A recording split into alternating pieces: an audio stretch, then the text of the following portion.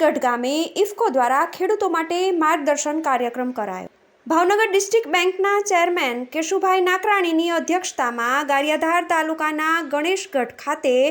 કાર્યક્રમ કરવામાં આવ્યો હતો, જેમાં ઇફકો દ્વારા ખેડૂતોને ઓછા ખર્ચથી ખેતી કરતા થાય તે અંગે માર્ગદર્શન અપાયું હતું, જેમાં નેનો યુરિયા, નેનો ડીએપી સહિત વિવિધ ઇફકોની પ્રોડક્ટની માહિતી આપવામાં આવી હતી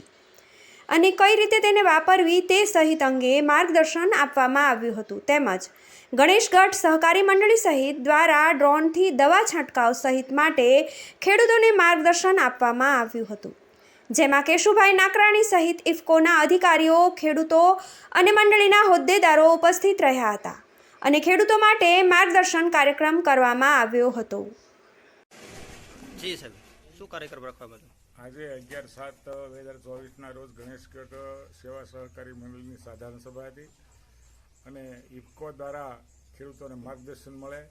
ઇફકોનો જે પ્રોજેક્ટ છે નેનો યુરિયા, નેનો ડીએપીનો, અને આ ગણેશગઢ, પાલડી અને પાંટોબરા ગામના 3 ગામનું ક્લસ્ટર ઇફકો દ્વારા બનાવવામાં આવ્યું છે અને સબસિડી રૂપે દવામાં સબસિડી આપવાનો પ્રોગ્રામ છે। મૂળ ખેડૂતની જાગૃતિ આવે ખેડૂતોમાં અને ખેડૂતો નેનો યુરિયા, નેનો ડીએપી વાપરે એનો મુખ્ય ઉદ્દેશ છે,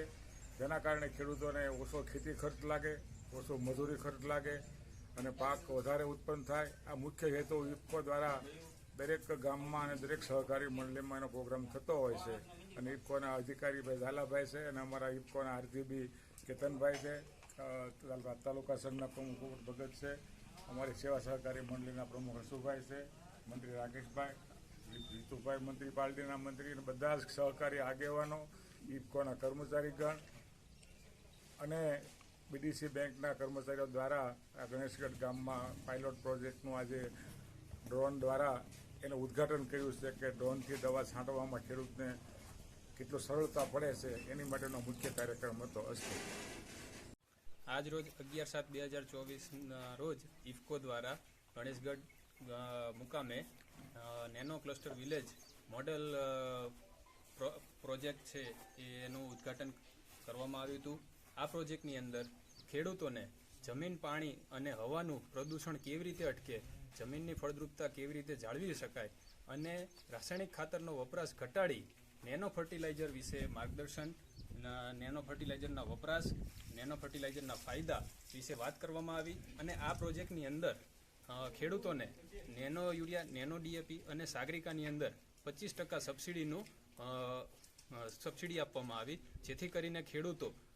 નેનો યુરિયા, નેનો ડીએપી અને સાગરિકા વાપરતા થાય અને ડ્રોન દ્વારા, ઇફકોએ આપેલા ડ્રોન દ્વારા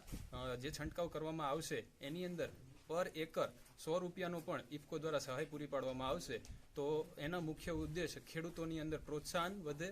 નેનો ફર્ટિલાઇઝર વિશે જાગૃતિ વધે અને ખેડૂતોની અંદર જે ખેતીમાં જે ખેત મજૂરી અત્યારે એક મોટી ચેલેન્જ છે તો એને કઈ રીતે ડ્રોનથી આપણે સહેલી કરી શકાય એ બાબતે આજે માર્ગદર્શન આપવામાં આવ્યું અને આ પ્રોજેક્ટની અંદર ગણેશગઢ, પાંટોબરા, પાલડી અને હણોલના ખેડૂતોને આમાં લાભ આપવામાં આવશે અને આ પ્રોજેક્ટ છે એ પાયલોટ પ્રોજેક્ટ રૂપે લઈને એક